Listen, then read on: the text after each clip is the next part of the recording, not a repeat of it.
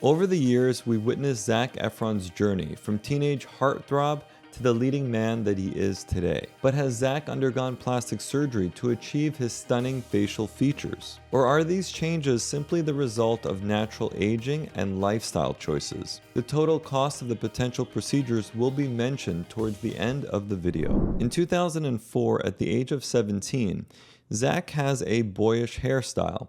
You can barely even see his forehead. He also has thick eyebrows with some arching. This is a bit more arching than you'd see in a typical male eyebrow, but you'll see the correction that occurs later on in this video. He also has prominent orbicularis oculi muscles, and you can see that right at the lower eyelid. It's not that he has fat bags that are prominent in the lower eyelids at 17, rather he has a prominent muscle that makes it look like there's an eye bag. Zac also has a thin and relatively flat upper lip. If you follow his upper vermilion lip, you'll see that laterally it's quite inverted. He also has a central incisor gap and a strong chin. In 2005, at the age of 18, what I'm seeing here is that Zac has a relatively flat nasal bridge. He also has mild tip bulbosity and mild alar flaring. When you look at the width of his nasal base, you can see that it's not quite aligned with the medial canthi of the eyes. Instead, the nasal base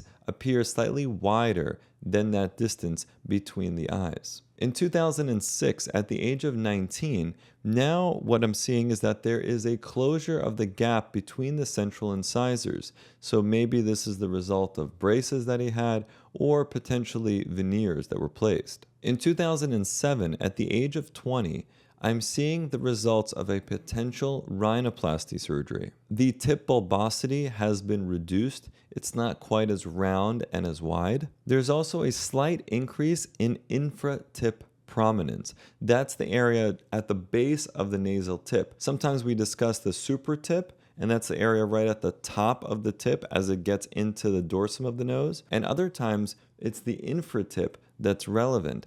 And in this case, it looks to me like there's a little bit more prominence in that infratip area. Also, I think that Zac's nasal bridge may have been narrowed, and that's usually done by adjusting the nasal bones through osteotomies. In 2010, at the age of 23, referencing what I said prior, you can see that Zac now has eyebrows that appear more horizontal. And this simple grooming change now leads to a more masculine appearing face. He also has reduced infrabrow space, which gives him a more mature look. In 2012, at the age of 25, Zac has a youthful hairline, but he's entering the age of when we start to see accelerated hair loss. And that's usually in our mid-20s, late 20s, into our early 30s. And for most men, that's the time when we lose more of our hair. So in order to protect the hair, that's when we start to get into discussions of finasteride to reduce the levels of DHT that cause the miniaturization of our hair, and sometimes also minoxidil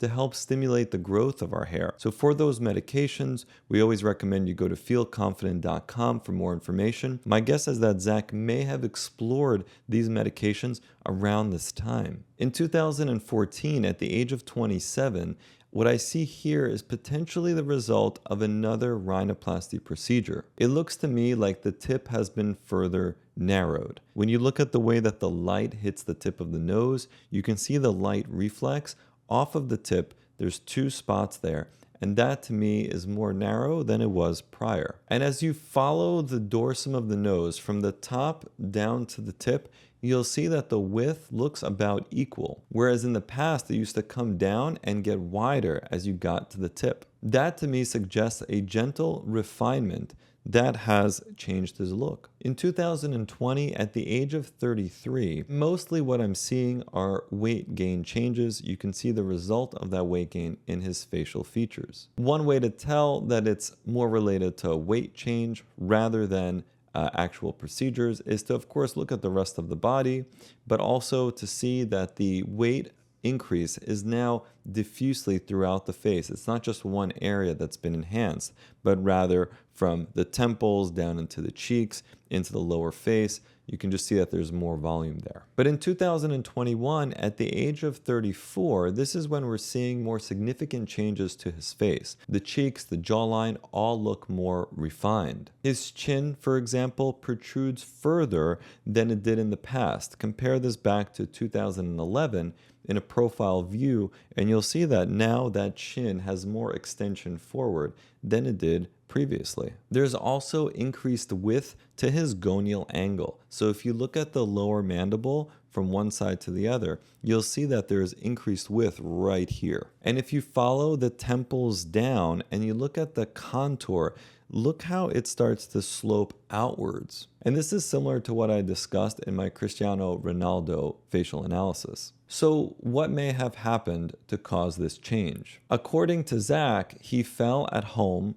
hurt his chin, and then during recovery, his masseters got enlarged and grew more than they did in the past. Now, is that possible? Maybe, but I've dealt with treating a lot of facial trauma in the past, and I never saw that type of impact on the masseter muscle, specifically from a chin injury. So have I ever seen that in my clinical practice? No. Is it possible? Maybe. As they say, hey, you never know. Other possible explanations are the following.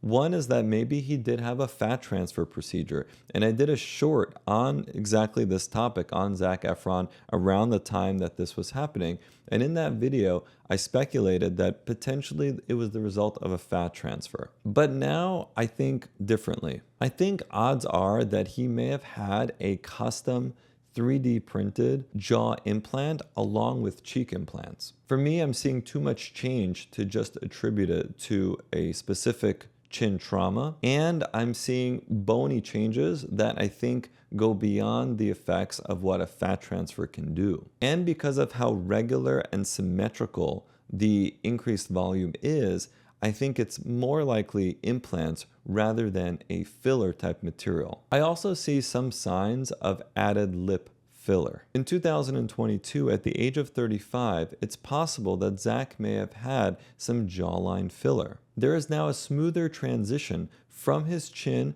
to the body of the mandible. It's also possible, though, that he may have had a revision of that lower jaw implant. When you look at the gonial angles, they do appear less wide. So could this be a revision of his prior implants? Maybe, but it could also be that some areas got smoothed out with the application of filler. The total cost of these potential facial plastic surgeries is $100,000. In our review, we've observed some changes in Zac Efron's appearance that may spark discussions about cosmetic procedures, despite his denials. But it's crucial to respect his privacy and the choices that he may or may not have made. Let's continue to appreciate his work and the natural evolution of his appearance with kindness and understanding.